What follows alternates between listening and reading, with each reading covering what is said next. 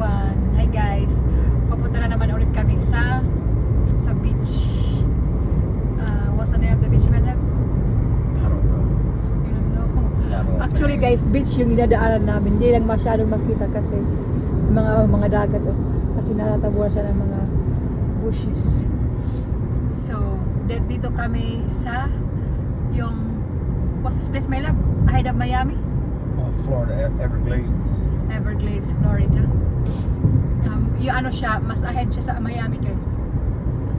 So more than 6 hours drive. So, malayo. Nagsayang lang kami ng gas. Yeah. Uy, ang ganda. Uy.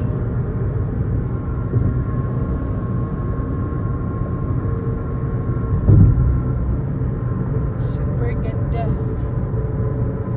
Sa boat guys na yan, nangingisda sila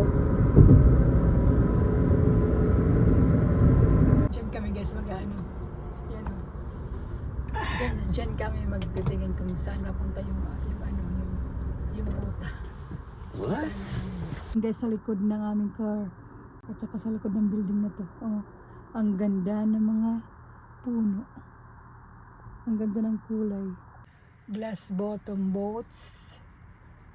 At tapos hotel discount, snorkeling, free map, tapos dolphin trip.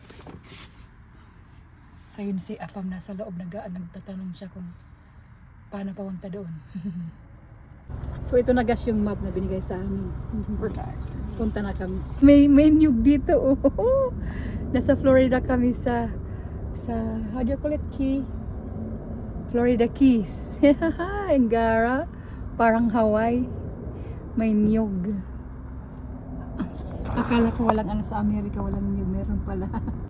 Ang ganda lang guys sa mga tanawin. Gusto ko lang nag-enjoy ako magtingin-tingin sa mga paligid. Kasi may parang Pilipinas. Alam nyo guys, yung mga style ng bahay nila dito parang sa Pilipinas. Dito sa Florida Keys. Ahead to ng Miami. Diba? Maganda siya. Napapalibutan to ng mga beach, mga dagat. Itong island na to. Parang Boracay ba? Oh, crystal clear water. What? Yes. At that. Makapigil hiningang ganda. Green yung tubig.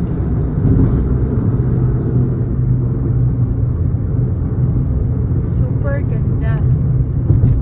Ang sarap sa mata. So you can bring a jet ski down here. Ganda. Ang sarap ng jet ski. Na grabe. Ganito pala kaganda ang Florida Keys. Uy. Kabilaan yung dagat. So guys, yung kuryente nila, yung poste ng kuryente nasa gitna ng dagat. Ang gara. Makahappy ka ayo. Nakakawala ng stress yung view. Sarap lang magmasid sa kapaligiran kasi super ganda. Nakakatuwa, nakakaaliw, nakakawala ng stress. Kaya wag puro trabaho. Lag-lag din pag may time. Ayun na. Ang ganda. So pretty. Ang sarap sa mata. Ito naman yung kabila.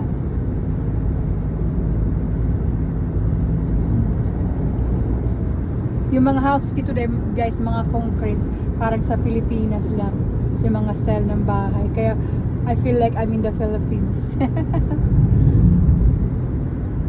Kasi pronto ng hurricane, yung bagyuhin ba, bahain at bagyuhin. Kaya kailangan yung bahay nila dito mga konkreto. Tapos matataas. Kasi para hindi babahain at saka hindi maagnas ng baha. May mga, tingnan nyo, may mga taong namimingwit sa ilalim ng bridge. Kasi tulay na mataas. Ang ganda. Grabe.